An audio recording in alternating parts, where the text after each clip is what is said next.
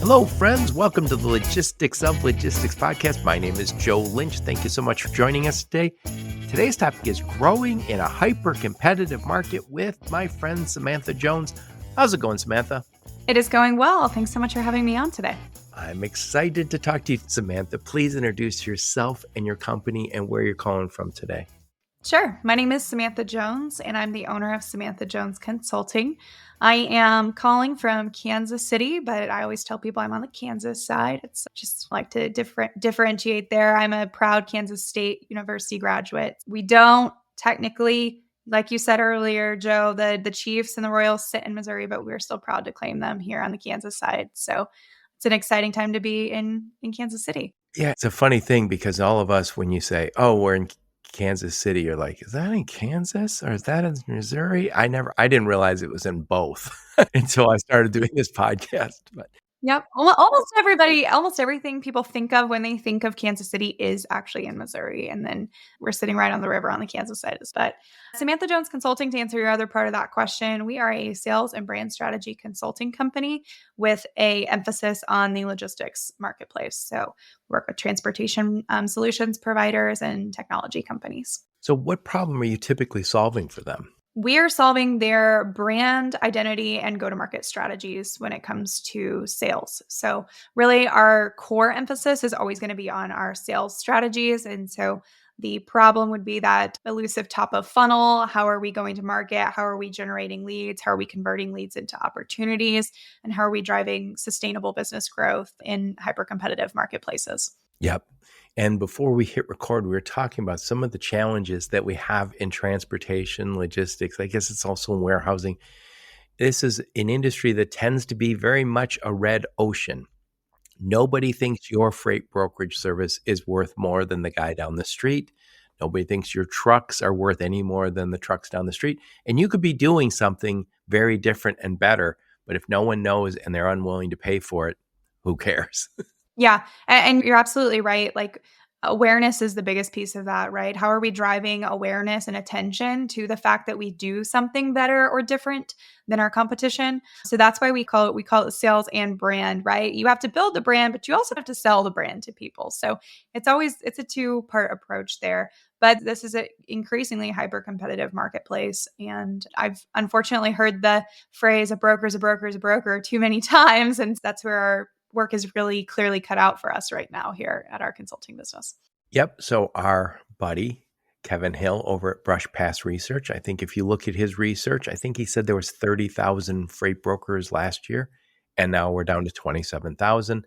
And the top 1,200 probably get the vast majority of the business. But that overall freight brokerage is growing. And I think that reflects the value they're adding, because some people would say, oh, they're just middlemen, but they are increasingly very tech centric and they are leaps and bounds better and adding more value than they were a dozen years ago. I think the next thing that everybody's going to want is they said, let's differentiate ourselves so we actually have some pricing power, so we can actually have a better business. Yeah. I smiled when you said a dozen years ago because I've not been in this industry that long. And since I entered, we are leaps and bounds ahead of where we were when I entered. So yes, that's true. We can definitely say that's true of a dozen years ago. We can say that's true of 20 years ago, but we might have a hard time almost recognizing this landscape from the one we had in 2019.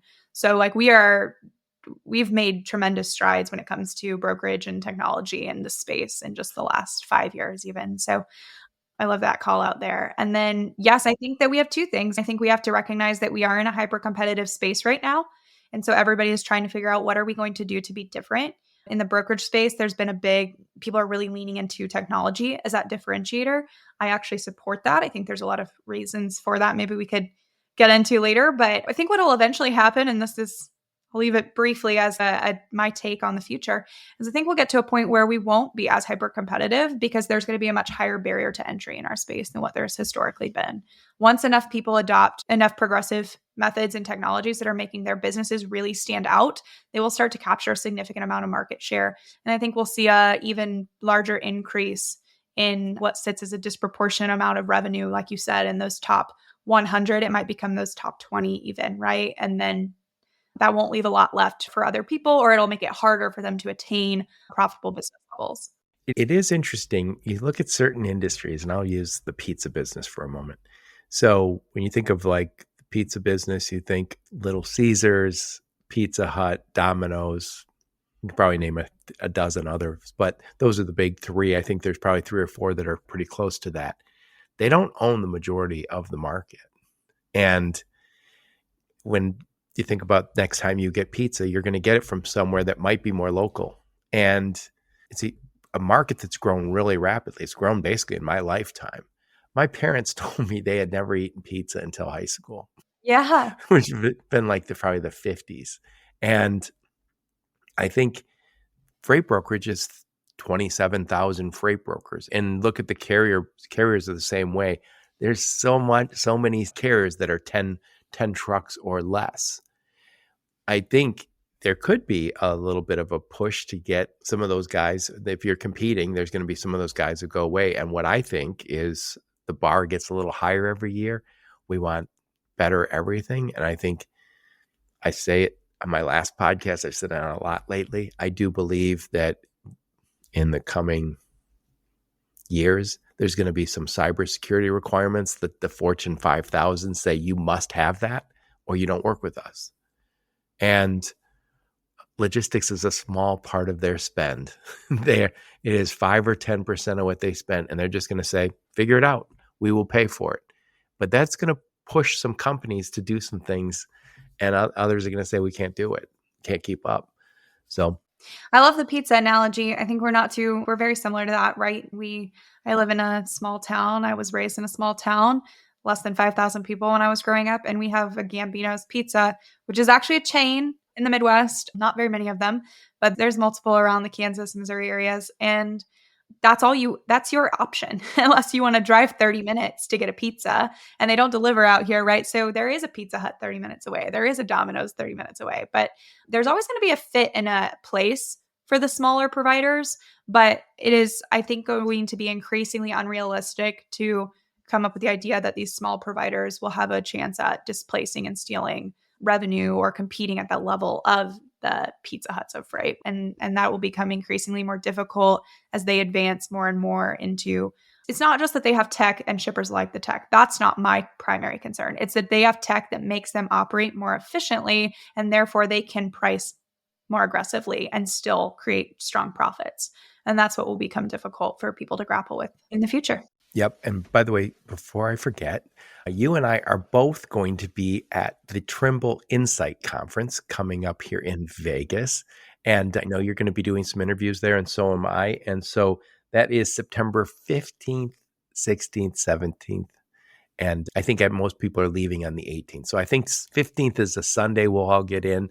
But that is going to be a fantastic conference out in Vegas.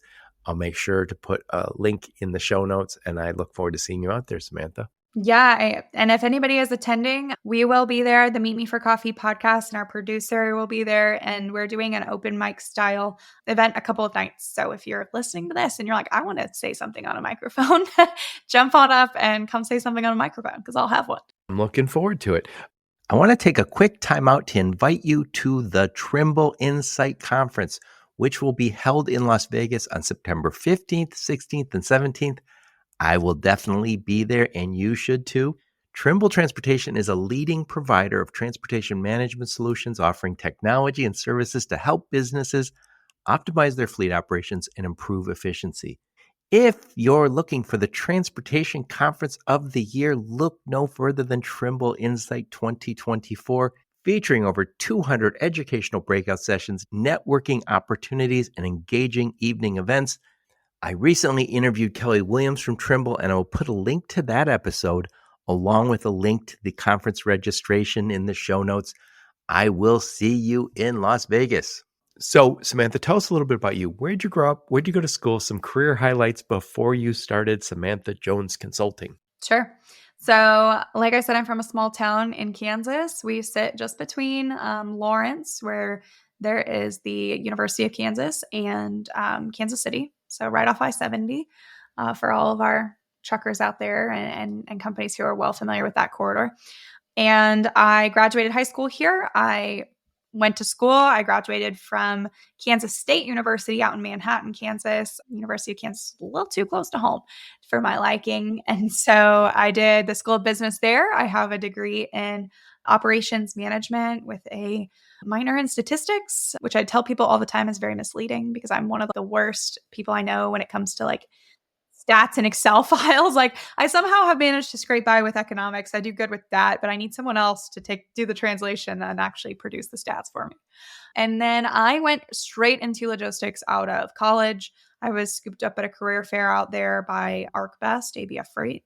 And I went through one of their large management training classes. And after doing that, I spent about 9 months in operations in a Kansas City ABF distribution center. So that was great hands-on experience for what the freight world really looks like when we get down to the nitty-gritty. Learned a lot about it, fast-paced environment. We were 24/7 facilities. I got to do all of the shifts, Joe, the overnights, the mids, the mornings and days, did all of that, learned a lot. And then I moved into sales. And this would have been, I was in sales in 2019. So this was pre-pandemic. I was doing outside sales, knocking on not doors, but freight docks, front doors if you had to. But this is when you would like, if you saw a freight dock, you saw a truck, they had freight, you walked in, you walked up, you tried to talk to somebody. And so I drove all around St. Louis, actually, doing that is where I was sent for outside sales. Did that. And then we had a global pandemic and it put us all back in our homes and we were working from computers. And for the first time in a lot of salespeople's careers, I'm going to guess at that time we were given tools like Zoom Info, Microsoft Teams, and we were asked to start doing a in-person relationship-based task from a computer. And so that really changed my whole outlook on sales, actually. And I tell people to this day when I talk to them about my sales journey, I think that's the first time I got really, truly good at what I was doing. I had good results in doing the outside sales thing, but you don't really know what you're doing all the time or why you're doing it or what is my intention, what is my research, what is my why. You're just like, I walked out of this place, this is the one next door, and you walk into that one. And you also get really sucked into if there's any type of opportunity, you're trained to just objection handle and scrape it out. And you end up doing something. You're like, why am I even trying to win this? Is this even what I should be trying to provide a solution for? And so I just think when I was able to like take a step back and see everything from that higher level, things really started clicking for me. So that was a lot of fun. Started trying all new types of approaches. Everyone was learning. So it was fun because I was new to a space.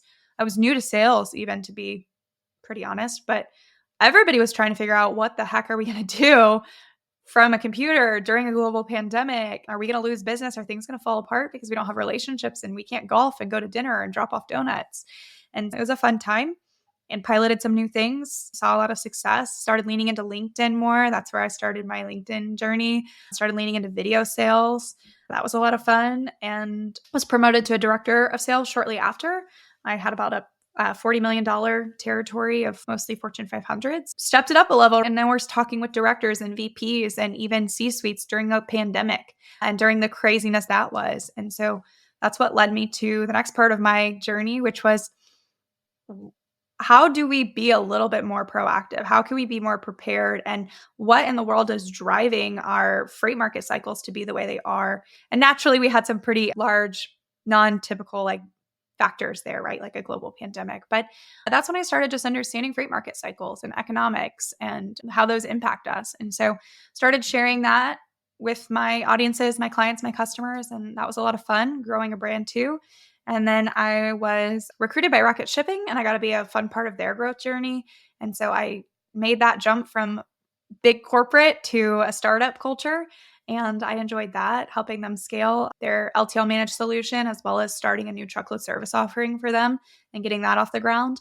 And that afforded me the opportunity to be way more involved in operations than I had ever been previously. I had been sales. Now I was still sales, but anyone who's worked in a startup can tell you that you will be a part of operations. You wear lots of hats. And everything else too, accounting, AR. So I got really to get my hands dirty and get involved in all parts of a business.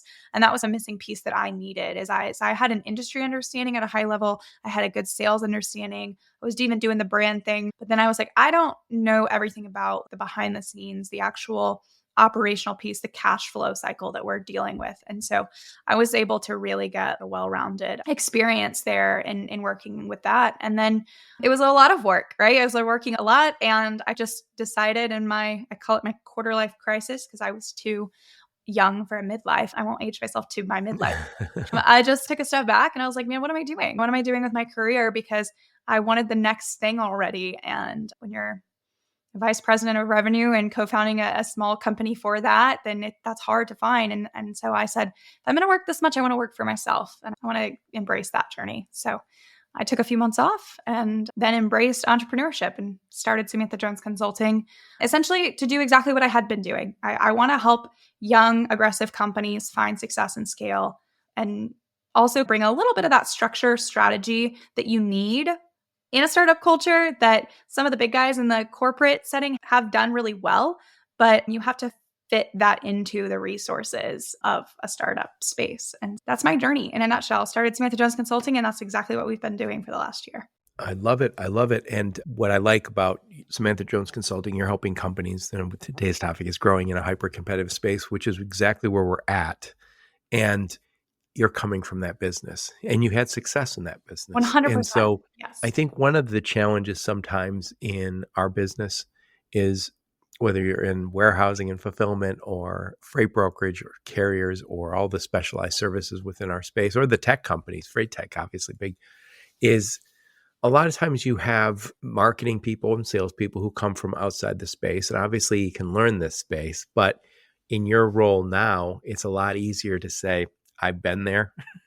I know what the problems you're experiencing, as opposed to saying, I can figure it out.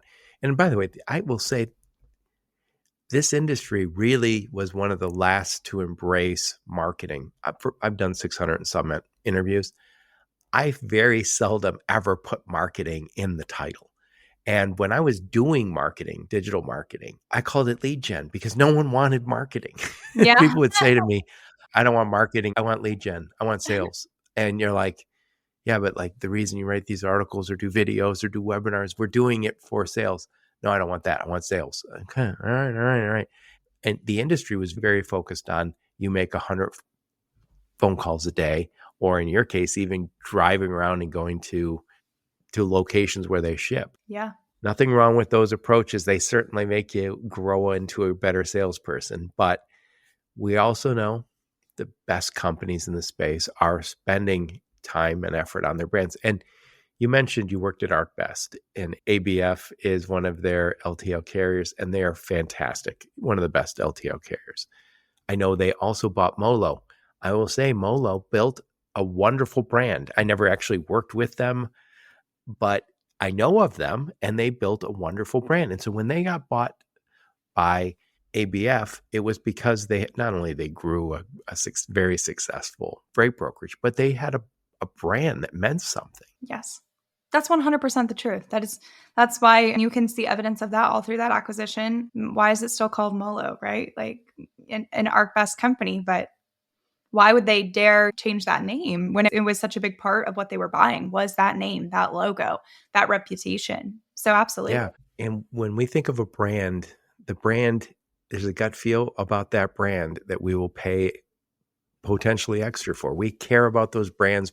And you mentioned the pizza place you buy from, Gambino's, and you go, yeah, people have a gut feel about brands and they have pricing power. That's why we do this. So when we talk about building brands, it's not esoteric. It's not for a nice to have.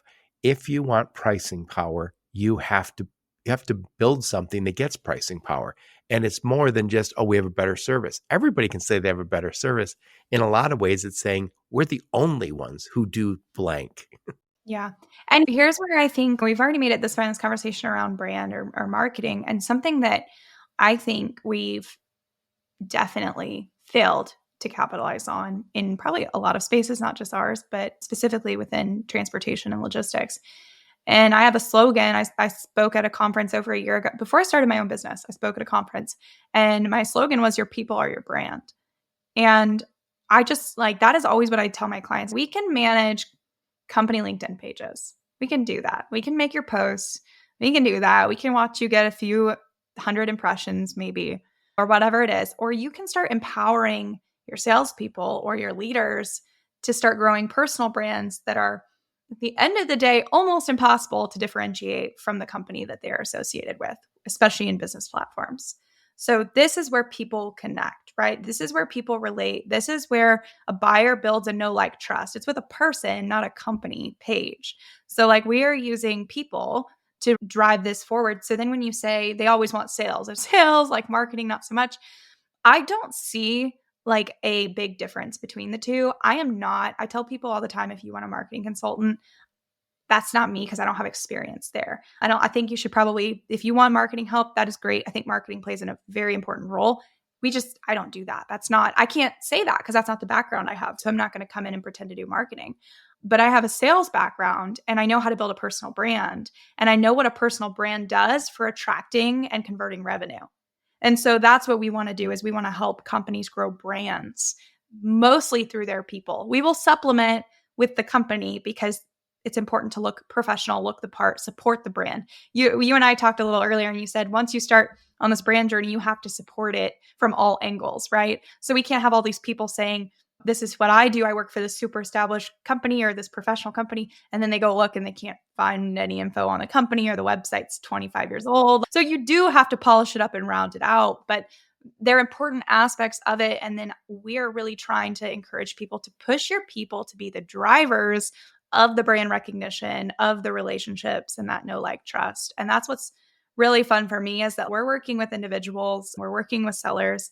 And the another thing is a good salesperson, and I say good because I'm also convinced a lot of sellers aren't good, but a good salesperson they want to succeed. And if you tell them, I need you to grow a personal brand and we're going to help empower you to do that, they should be like, absolutely. I'm on it today. When do we start? How do we do this?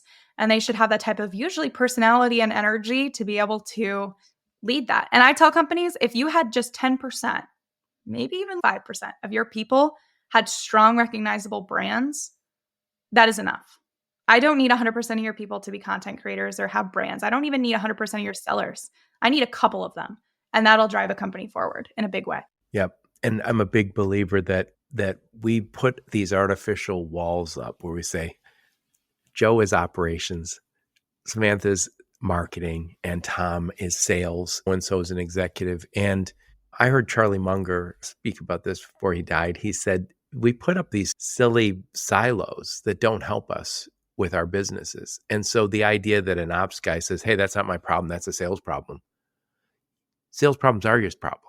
And it occurred to me, I talked to our friend Adam Robinson years ago about this. And he said when he went to, I forgot the name of the company, was that Cerasis. When he was at Cerasis, he went day one as the marketing guy and spoke to every single person there to understand. There was a 50-some people at that time. What is the biggest problem we're solving? What are you seeing? What is the market saying to us? And so he wasn't limiting, he wasn't saying marketing is its own little island and will do. No, he wanted to understand what the salespeople were seeing, wanted to see what the operations and customer service was seeing. And I think we all need to say we're all salespeople and we all have to be marketers regardless of where we're at. And the best way for a marketer to create great content is to be able to talk to the ops guys and go, hey, what do people really like and what don't they like? Because it's to be able to understand what you're doing, to have a very deep, innate understanding of what you're doing, which is why I struggled in my career because I can do multiple roles. And the control freak in me wanted to do that as a seller because I can do my account management. I can handle this and my own marketing or whatever. But we have to know where to put resources. But the more you understand these things, the better you're going to be. So when I did sales, it's no different. The more I understood operations and could give strong answers and solutions to my customers without having to go, let me call you back. Let me talk to my boss. Like the more they trusted me and the more they knew I can make one phone call to her, it's going to be done and it's going to be done. And even though I'm going to have to go involve my ops teams, but they could trust and believe that because I knew what I was doing.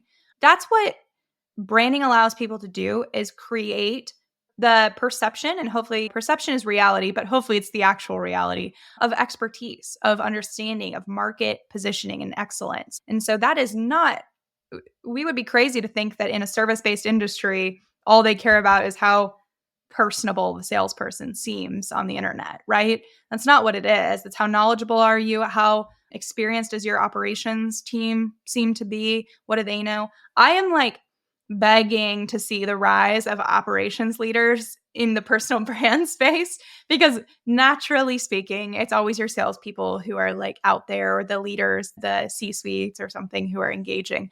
But I would love to see these personal brand growths of the managers, the ops managers and the Well, directors. I'm originally an ops guy. I spent most of my career in engineering and program management on the ops side, and it gives me a lot of confidence when I am dealing with supply chain issues. Is That's where I come from. I was there so long ago that they didn't call them supply chain. We just called it working at autumn and engineering. Yeah. But anyway, Samantha, before we hit the record button, we are talking about your five-step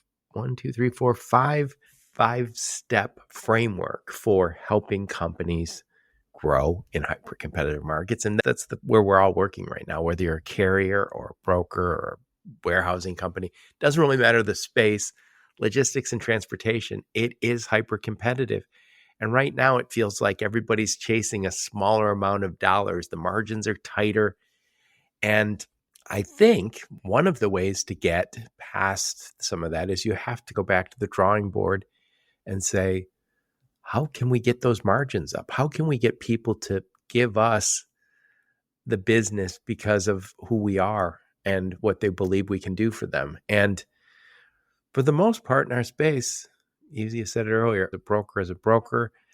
A truck that picks up in Detroit and delivers to Chicago is worth the same as any other truck picking up and delivering to Chicago.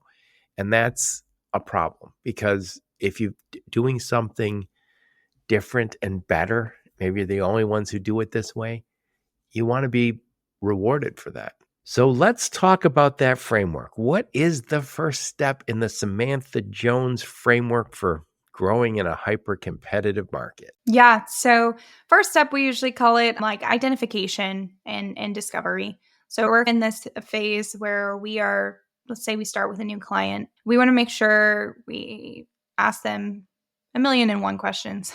I always joke with them. I say, hey, the first couple of weeks, guys, you're just going to get tired of asking questions or answering questions. But the reality is, like we talked about it earlier, you need to really know what you're doing to be able to sell it well or position it well. It's no different when you hire an outside consultant. Of course, I have a lot of market experience. I know your industry. You're not going to shock me with something that you're dealing with. So I don't have to take the time to understand your business model, right? That's taken care of. But there's a lot of nuances within that. I need to know the details of it. How did you start? Where did you come from? Who are your leaders? What is that background story? How have you grown so far?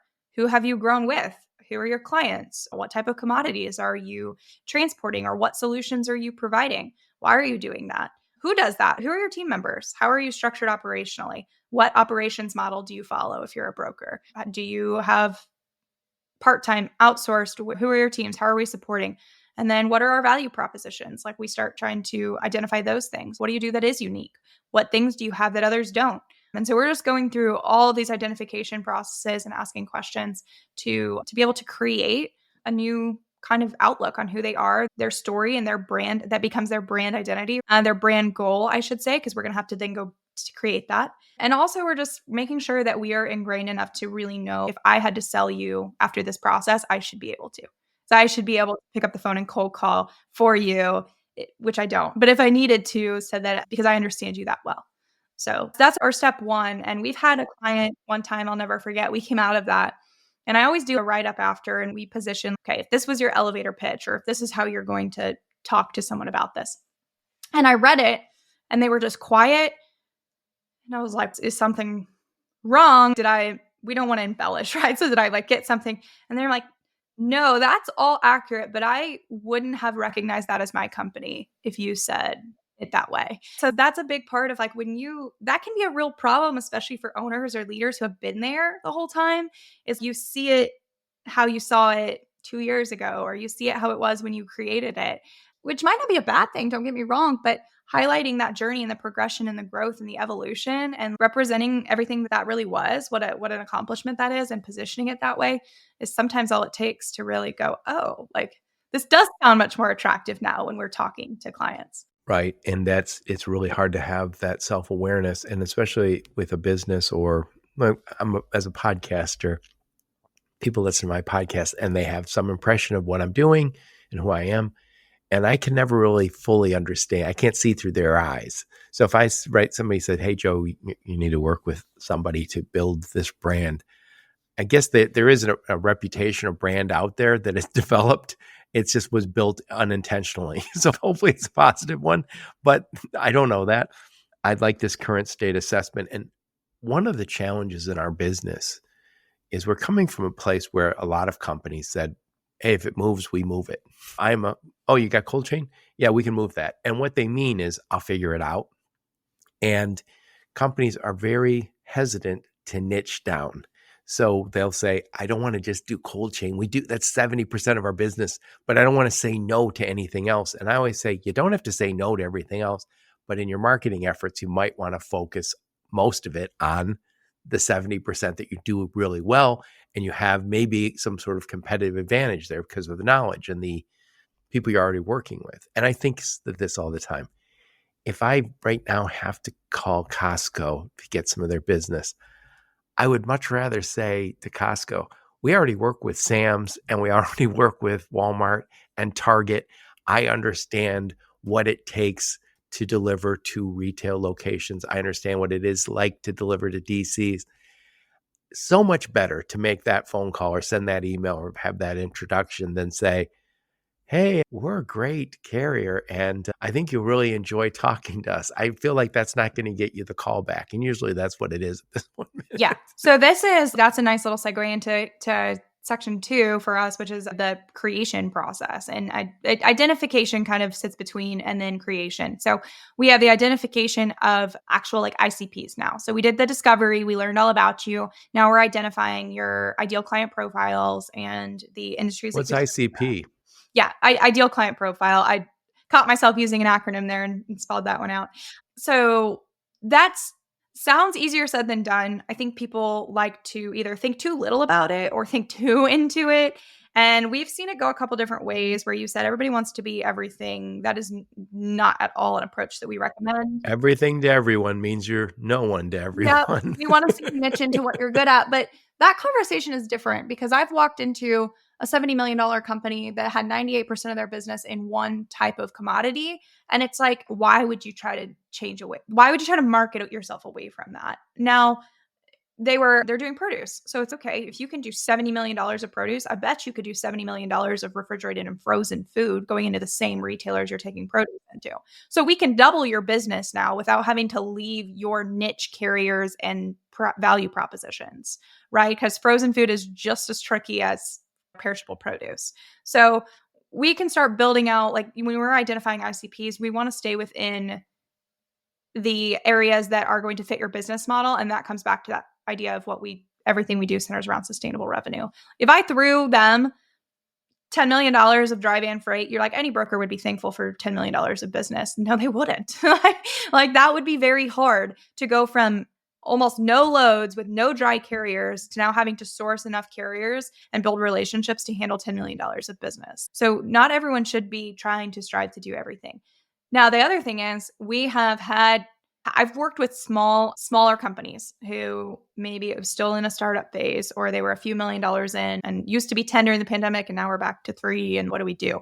And there's no like rhyme or reason to what they're really doing. So then I'm like, okay, why would we narrow ourselves down at this point, right? To only focus on one thing when you could just as easily try to attack dried food and bev, CPG goods, whatever, but manufacturing materials. So at some point I tell my clients, let's cast a broad net. But as soon as we start to get traction and you start to build an operation around something, we do need to pay attention to that. And we do need to start to lean in from a brand or sales focus on whatever that niche is that you are getting a foothold with.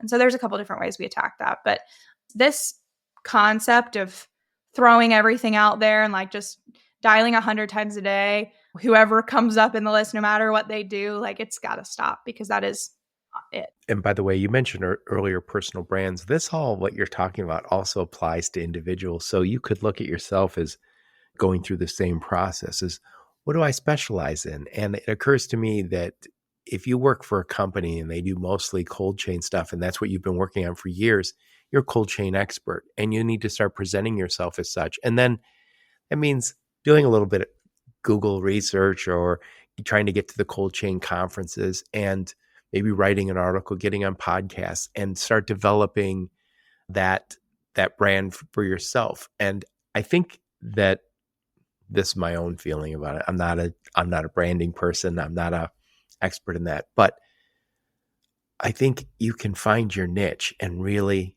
be an inch rather than a mile wide and an inch deep, be an inch wide and a mile deep, where you say, I understand this better than everybody. And it could, when I started this podcast, right after I started, some friends of mine were like, the logistics of logistics could be like all B2B, all business to business. And I was like, I guess. You mean because I'll win over the entire logistics market very quickly? It's 10% of the population of the planet. I don't think I need to niche up, right? Typically, we need to niche down. And I say this, I've advised people call me and say, who should I work with all the time? I need a carrier. I need this. And I always say, don't let them learn on your dime. So I think find the experts. And you might not remember this, Samantha, but I do. There was a time before the internet, and before the internet, you could not look people up. And so you were waiting for somebody to call you and say, we move freight. And they could say, oh, what is the freight you have? We have a whole bunch of aluminum parts. Oh, we specialize moving aluminum parts, right? That would be the nature of it. And it was really hard to do the word of mouth thing. And now people go online looking for experts, and they should. And there are experts in retail logistics. Why are you working with someone who's not an expert? And if you are an expert in retail logistics, make that very clear on your podcast, on your website, on all of the communication you have coming out of your organization. Absolutely. Two quick thoughts on that. I started growing my personal brand. And if you follow me on LinkedIn, my personal brand has always been heavily concentrated on economics and freight market dynamics. I have a newsletter about it. I have a podcast about it. That is like what I do. Here and there, I will share my thoughts on sales strategies and things like that, but don't really talk about it a lot. I have never solicited a consulting client, like had to go out and find one. And they have all come to me 100% through LinkedIn. But I'm not even talking about sales strategies, right? So like your brand has depth to it, and people are gravitating towards people who have market expertise. And we get this wrong all the time. And I see it. My sellers want to be like, I'm going to do LinkedIn. And they start jumping out there to be the marketing department for their company. And I'm like, no, you're going to be you on LinkedIn. You're going to showcase not about your own business, but what you know about the industry, about your relationships, about whatever. Golf, I don't care. And it's going to catch the attention of people who care about those things, which are probably the people you're selling to if you're staying within your industry. And that will work for you. And actually, ironically, the same brand right now that worked for me when I was selling to shippers is working for me with carriers, tech companies, and brokers, because it was something that people in our industry in certain roles care about. And that's what I care about. And so I'm able to build a personal brand that precedes me in sales. Now, I will say too, I remember when I started, I was leading a social selling focus group for my first employer. And they wanted, after a few weeks, they said, what's the measurable ROI of your LinkedIn presence? I was like, that's really hard to say. This opportunity crossed a finish line in short order because of this. So therefore, that 2 million is tied to social selling.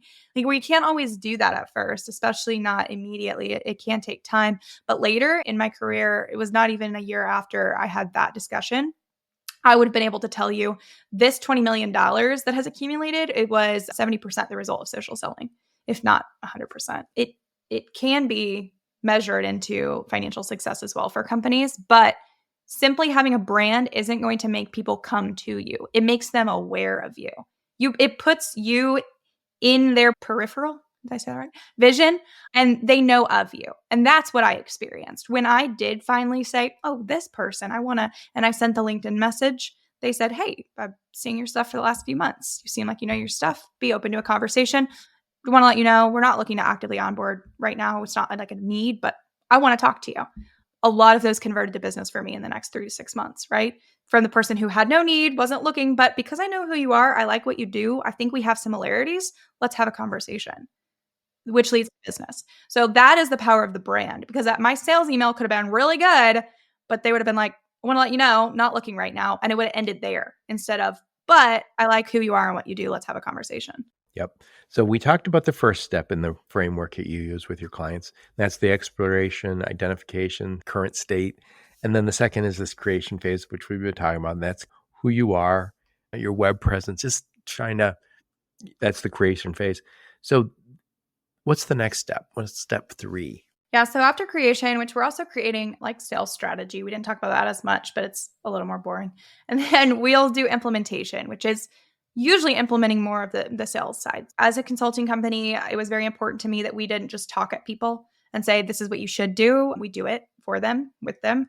And so we'll come in and we'll build the infrastructure that supports sales. And people might be like, infrastructure, like we don't really have tools, or we don't really, that's a problem. First of all, I'll tell you that is a problem. If you do not have a lead gen tool that can give your salespeople access to 27 million emails right now, you are behind for no reason, because it's $90 a month. So which ones do you use? So we are most proficient within Zoom Info and Apollo. I personally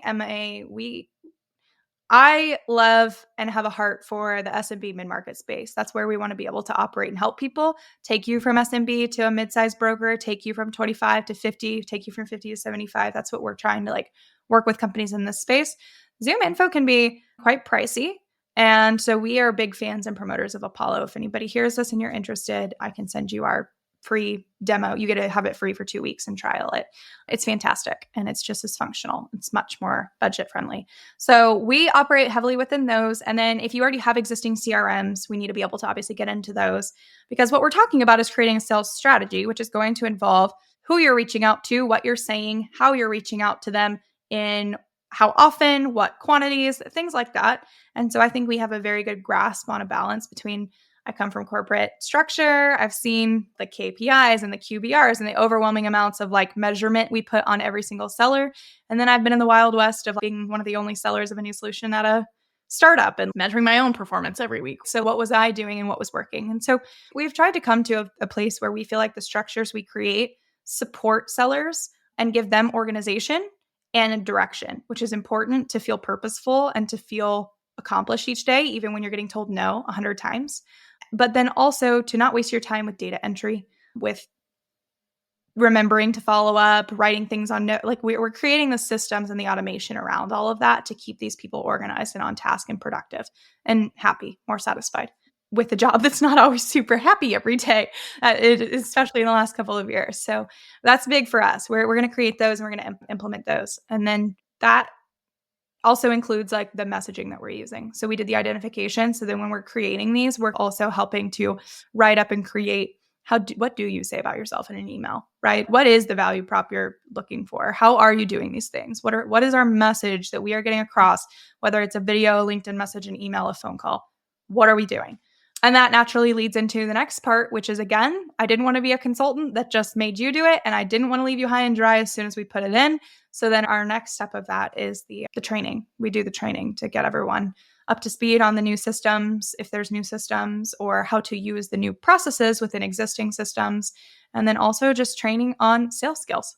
I love that. I love working with sellers and seeing their confidence grow in objection handling and outreach. How are you researching to confirm ICPs? All those things. We train pretty extensively on classes through that. Yeah. And I think if you're developing some sort of strategy that is maybe a new branding, maybe new messaging, you have to train everybody on it, because we create a brand. And again, that sounds like such a highfalutin word, but if we're creating a brand and some messaging, we have to stay aligned to it. And the worst thing that can happen to that brand is that you don't live to it. So you say, hey, we are specialists in this, and then you find your team doing everything but that. That is when we hear the term off brand, but it happens. And there's a lot of brands that have over time degraded because what they were doing every day didn't align to the big picture of what they say they are. Yeah. And that's a big part of what we have to do and be cognizant of as well is if there are layers of leadership, making sure we are aligned from the top down with what we are trying to accomplish with this implementation. And then the training's a little bit different for my like VPs or sales managers or whoever's overseeing the sellers because I need to make sure that they're also trained and equipped to monitor and encourage and support what's going into place. And then we need to train the sellers on what their day-to-day looks like, what they're doing. And it happens. Like I've seen it where we've sat with sellers, we sit with them individually sometimes to help them like bring their flair into it, give them coaching sessions on, hey, here's our new direction on messaging, but what about you? You have 10 years of experience. You've been doing this. How are we working this in? And so next we'll work with them. We'll get that blended into their outreaches. And then next thing we know, we're in these logins and we're navigating around and I'm looking at these things that at one point I know I wrote, but it's not recognizable anymore. And it's just like what they did a few months ago. And so then we have to figure out the right balances of what is locked, what is editable, I'm not a creativity crusher by any means. And this is now the operator in me. And this is also part of this is all just going naturally. But after training, we do continuous improvement and data. We look at the data. And so when people are like, I don't know about this, I'm like, that's fine. I love competition. I'm a seller. I love everything about it. Here's what we suggest. Show me what you suggest. Let's do them both at the same time. And now that we're using systems that give us data, we can make decisions on which one is clearly like the better route to go here. And we do the same thing with sellers sometimes. I don't want to completely take away your creativity, but do me a favor, try it my way, try it your way. You let me know what works for you. And we do that. And I would like to say I know how that's going to work out most times. And I think I do. But we like to see that. We like to see the natural kind of discovery of, oh, originally I was hesitant to adopt this. I wasn't sure if this was right for me or for our organization, but now we can see it. We can see the evidence of that. We can see the results. And right now in sales, like we have to be honest with our clients too. Like right now, results might not be, I won all this new business, but right now we're taking wins as responses. We're taking wins as invitations to RFPs, invitations to be considered to complete the RFIs, the answer as to who is the correct person that I need to be building this relationship with over time, and just brand identity too. If you can get them to say, hey, yeah, I know who you are. I know what you do. You're noted. Let's keep in touch. Don't have much for you. You think they're lying? No, they don't have much for you. So we have to be the people that are getting ourselves into these positions right now. And that's what this whole thing, all 5 steps of these and everything we do. And we're telling our clients, like, we get wins along the way. And that's a lot of fun to get quick, immediate or processes started.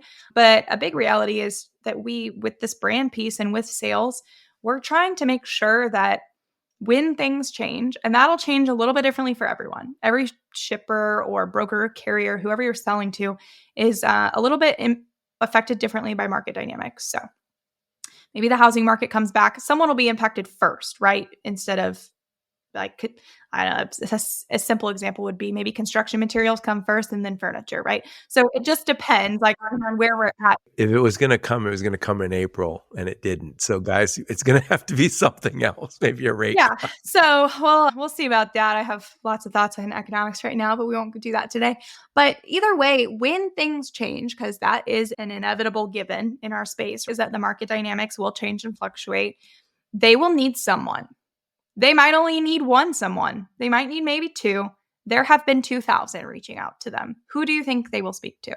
And you have to position yourself to be the 1 or the 2, right? You want to be like, the way I look at it is we've all been like lining up at this door. And as soon as the door opens, they're going to yank 2 in and close it, slam it shut. So like who got put in the front of the line? Who was given that priority? Yep. Samantha talked about this framework.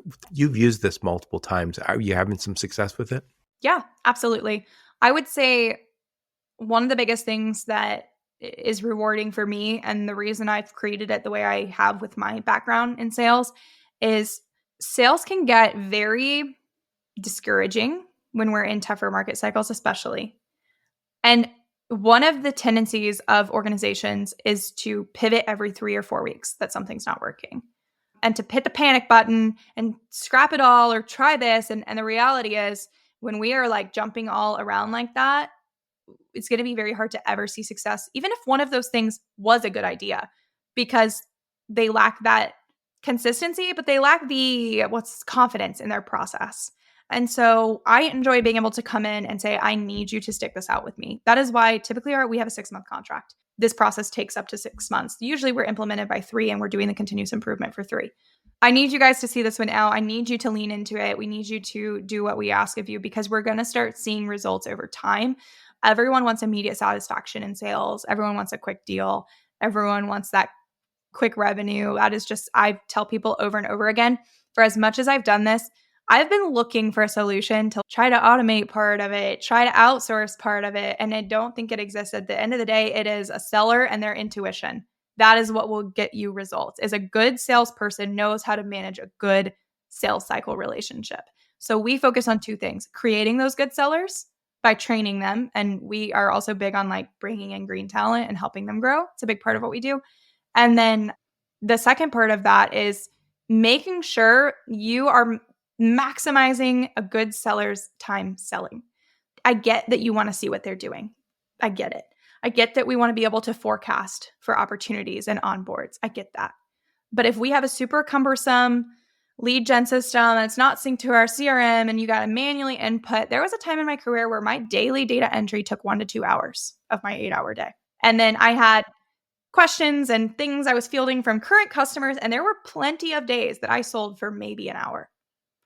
And that is not what we want. So we are trying to build like processes that are going to maximize your good sellers' potential, help them grow. Maybe they're reaching 20 people a week. We can help you make sure they reach 200 people a week. Like we can create the engines and the processes for that.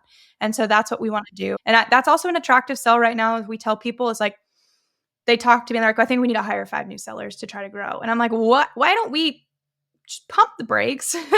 Give me a chance to get in, see what you have going on, talk to the people you have, and figure out if we can take the 2 people and have them do the work of 4 before we just freak out and start hiring. Right. It's interesting. I went and got my master's in education geared towards consulting and training. And one of the things I learned in that, and I'd done quite a bit of training, a lot of consulting in the past. And one of the things I learned is training is a lot of times, not all, a lot of times the cop-out intervention. And the reason I say that is, hey, Joe's not having the success he wants and I'm his boss. I'm going to send Joe off to training. That relieves me of the burden of being the problem. I don't have to say our compensation is screwed up. I don't have to say we have no brand. I don't have to tell everybody that we have a cumbersome sales process and we have a horrible reputation. I'll just get Joe trained. And then Joe goes home and tells his wife or girlfriend, oh my God, they care about me. They're sending me to training. And wait, that's why I was sent to training? No, I'm just kidding. Yeah. So the training you're doing, which is part of a larger intervention, is appropriate to me because you're saying we're developing a new brand. We're gonna streamline the sales process. If it is broken, we're gonna help fix it, and then we'll do that training that makes sense. And again, that's how, in my mind, that's how training should be. And one of the things also, I've done training, and you probably have seen it done this way. The VP of sales says, I could do that training, but he's not doing it. And then he has a different approach. And so when you leave, he's not encouraging them to follow the process that you just learned. He's saying back to his process. I took spin. I took all these same classes. And so it's yeah, I think it's also fun to be a consultant in this role. I honestly don't know that I'd be a good W-2 sales trainer because sometimes I'm not the nicest person, and that's just like a fact. And so it does 2 things as a consultant. I'm not the consultant to give like the fluff to the senior leaders. I say it like it is, and I expect the same in return. But I can feel like I'm being like accurately critical of our sellers, and I'm not rude. I don't hurt feelings. I want to see them succeed. But I will give the constructive criticism. I will be like, nope, that's not how we're going to do this. Like, we need to do it this way. Like, let's try this if this isn't working. And we work through those. But another thing is, I did this. In 2023, in the same terrible freight market we're still in today, I was growing truckload brokerage service offering. I was the only person selling it. I made the cold calls. I showed up in person to places and conferences. I did the emails. So I get it. And so when we implement these new processes, like for the first few weeks, I will sit with them one-on-one if the team's small enough or in group settings, and I'll do it. I'll do their work for them collaboratively so that they can see how it should be done and what we're striving for. I have some clients with female sellers. I happen to be a different name today because I'm going to make those cold calls so they can hear it. Like I'm going to say I'm them and I want them to hear what that looks like. And I want us to record those and put that in their bank for training in the future. And I want to be able to be a part of making sure your people are hearing what this looks like. And I think that's, like you said, no, I'm not going to come for any sales leader. That is not my intention. A lot of them are doing a great job, but also a lot of them probably were put in the role more for their ability to manage people. And that's important too. I don't have that necessarily, I think, figured out yet. Like the whole, we have to care about feelings and encouragement. And this is a hard role. And so then maybe it's harder for them to be like, the last time I sold truckload freight was 8 years ago. And I don't really know what they're dealing with on a day to day.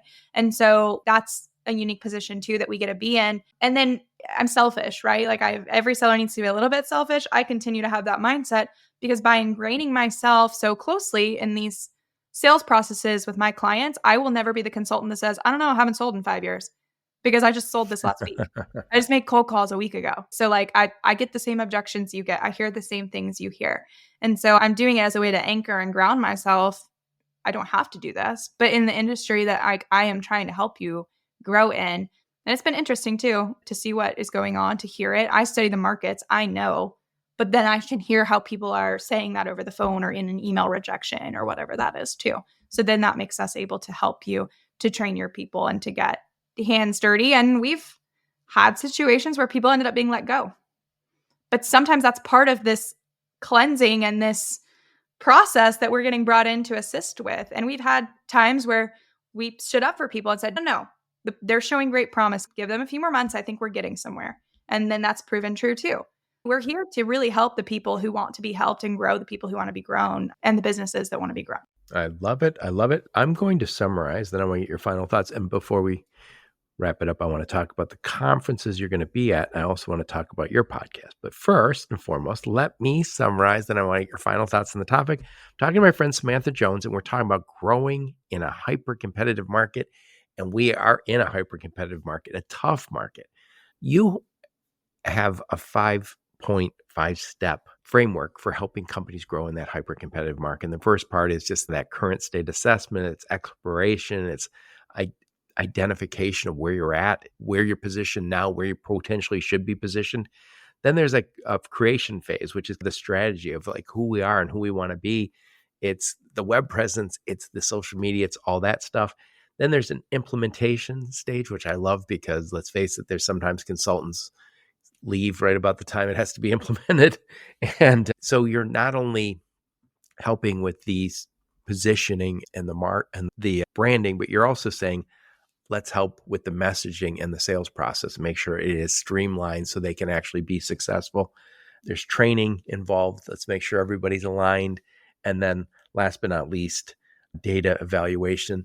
Things degrade over time. If you aren't constantly saying, how are we doing, using the data to say, let's assess our success and then make some continuous improvement steps, you're not going to be able to get this done.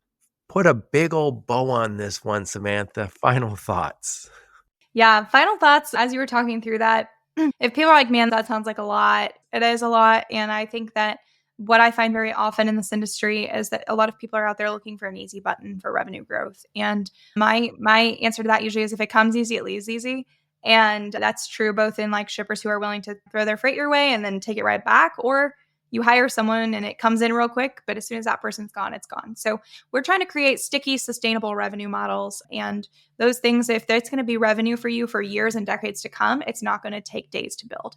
So we're trying to help our people through a multi-month process, lay the groundwork to create what they need to do to build these sustainable revenue models in this hyper-competitive marketplace, because you do have a lot of competition. You have a big task cut out for you to really stand out, differentiate yourself, and then be able to confidently articulate the value and what makes you different once you're given that opportunity, and then see that revenue through to onboarding. I love it. I love it. So Samantha, tell us, what is your podcast and what do you guys talk about? So I am the host of the Meet Me for Coffee podcast with Samantha Jones. You can find it on LinkedIn and YouTube Live, and then we play back on Spotify, Apple, and then the shows are still on LinkedIn and YouTube too if you want to watch. We focus on macroeconomics as they relate to freight markets. So I think our slogan is where freight markets and economics meet. And that is what we are usually focused on. We have a lot of actual economists on the show. Some are in industry, some are out of industry. And then we have interesting leaders in our space. I've not so much like founders or CEOs, but we'll have on people who are really instrumental in creating certain publications or tools that we use to measure freight market cycles or the health of the freight market and things like that. So a lot of fun over there on the podcast. If you're a nerd, an economics nerd like myself, you'll enjoy it. Or if you just want to be able to know what's going on and sound more educated, I highly push all of our sellers that we coach to listen to the podcast, not just because it's mine, but because you need to be able to know what's going on around you to sell well in that marketplace. And then I also publish the monthly Truckload Market Update, which is a monthly newsletter publication. It's fairly in-depth, pretty intensive there. And that's, again, same thing, but like a written form of what's going on in the economy, what's going on in the freight market, and what does that mean for your business? I've talked to a lot of different people about how the freight market, when is it going to recover? And I think a year ago, people would have said, Joe, probably around the first quarter of 2024. And there was lots of people who said that. And I won't mention the organizations because it's not important. Nobody knows for sure. Everybody would say, I'm not positive, but I think. And now I'm hearing, talking to those same people, that it's more likely first quarter, second quarter of next year. And it feels, am I wrong to say that we all missed? Yes, I think a lot of us, well, that yes and no. So we've taken a much more me personally and a lot of the economists who have come on my show, we took a more negative stance back in the beginning of 24. And I said, I'm failing to see where this catalyst for change in the freight market is, at least until we see economic stimulus through multiple rate cuts. And so as we start watching these rate cuts get pushed out, I've not been banking on anything major changing. The problem is, though, there was also some people who were even more skeptical. And now we're hearing some of those voices pipe up a little bit louder because we're starting to talk about an economic recession possible now. And we haven't even been in an economic recession for the last 2 years. People feel negatively. Feels like it. We feel negatively about things, but the economy has been studied for its health. And, all things considered, I don't know how we can have this much trillions of debt and be healthy, but I think it's the inflation that we had as a result of COVID and some of the government spending. So because inflation is something that is easily measured within a household. And so we have feelings. People feel things. And this is what we talk about a lot on the podcast is we feel one way, therefore this is the reality.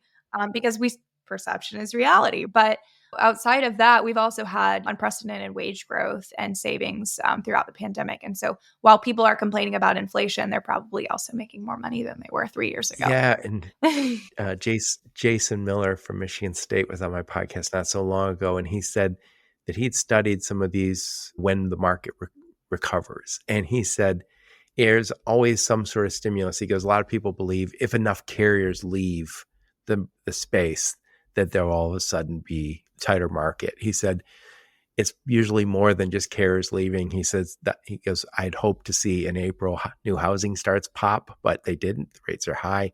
We do need more housing. I think that's something we hear all the time, but we're all waiting for a rate cut or something. So it's going to be some sort of outside stimulus. It's not going to be within trucking that changes it. Absolutely. And so now it's just a matter of how bleak or how strong does that outside stimulus look like it's going to be? Because even with rate cuts, are we still in a position to then respond to rate cuts dramatically enough to drive that stimulus? Do we have enough money out there to be invested and to be spent to drive that forward?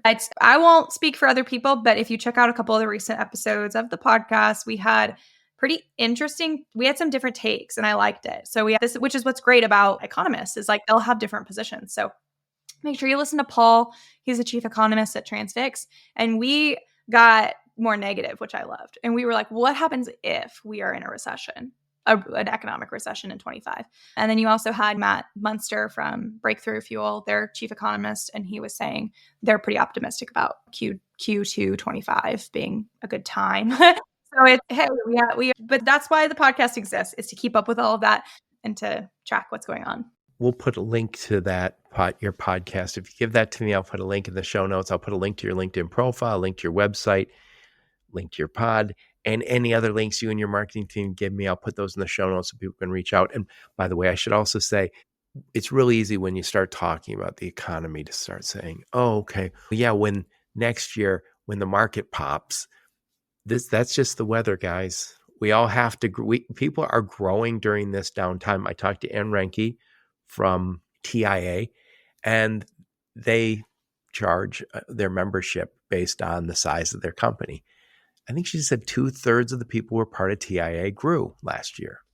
So there are companies growing, and the very best companies, you see this, you can look it up on Google, the very best companies in history grew during the down times. And so the leaders in the space are looking and saying, this is an opportunity when everybody else is frightened and broke that we will grow.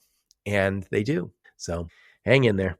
Anyway, what other conferences will we see you at? So I know we talked about the Trimble conference that we will both be at September 15th, 16th, and 17th out in Vegas. What other conferences will we see Samantha Jones at? Yeah, this is my busy season. Fall is the busy season for me. So I have Trimble in Las Vegas, the 15th to the 17th. And then I will be in Chicago shortly after for the Journal of Commerce Inland Distribution Conference, which is September 30th to October 2nd. I do have a $200 off discount code for that if anyone wants to message me on LinkedIn. And then we have DATCon, which is DAT's annual conference, which is in Kansas City this year. So it's in my backyard. So we'll definitely be there for that. I also have a $200 discount code for that one. And that is October 22nd to the 24th. And then I'm going to break for the holidays. And then I already have Manifest planned for 2025. And I was going to say, I will see you at Manifest, but that is always the lie I say to people. I will see you at Manifest. And then there are 4,500 other people who, yep. And so I will be at Manifest too. And I'm like, yeah, I know it is a sea of people, but I've done this. I've gone to Manifest many years. And by the way, everyone should be there. I've said many times, oh, I'll see you at Manifest. And then a month later, we catch up on the phone. Hey, we were supposed to get together at Manifest. I know, we didn't. It's hard. I will also I'm going to a conference in Cleveland, Ohio. There's a conference. NMFTA is doing a conference on cybersecurity, October 27th, 28th, 29th. And I do believe, guys, that cybersecurity is one of those things. I hope we don't, but I do believe we could have a digital 9/11 on the next day. Everybody you work with is going to have a higher bar, and you want to be able to say, we're ready. And the Fortune 5,000 are going to raise the bar high and I don't know what that is, but there's the wonks do. When they implement that, you want to say, we're already there. We're able to keep up. And the nature of our business is we're working with a lot of small carriers, and we work with the largest of the large companies. And if you're a freight broker or a carrier, warehousing, whatever you do, freight tech, you got to be able to say, you can trust working with us. We will not bring any risk to your systems. So anyway, Samantha Jones, thank you so much for taking the time. Absolutely. Thank you so much for having me on. It was a pleasure. And thank all of you for listening to my podcast. Your support is very much appreciated. Until next time, onward and upward. You have been listening to the Logistics of Logistics podcast, where we engage with leaders in the logistics and supply chain community. If you like what you hear, please subscribe, hit the like button, and leave us a nice review on Apple or Spotify or wherever else you listen. Also, please check out our videos on YouTube and connect with us on LinkedIn. We're very big on LinkedIn. And you can also reach us on the logisticsoflogistics.com, our website.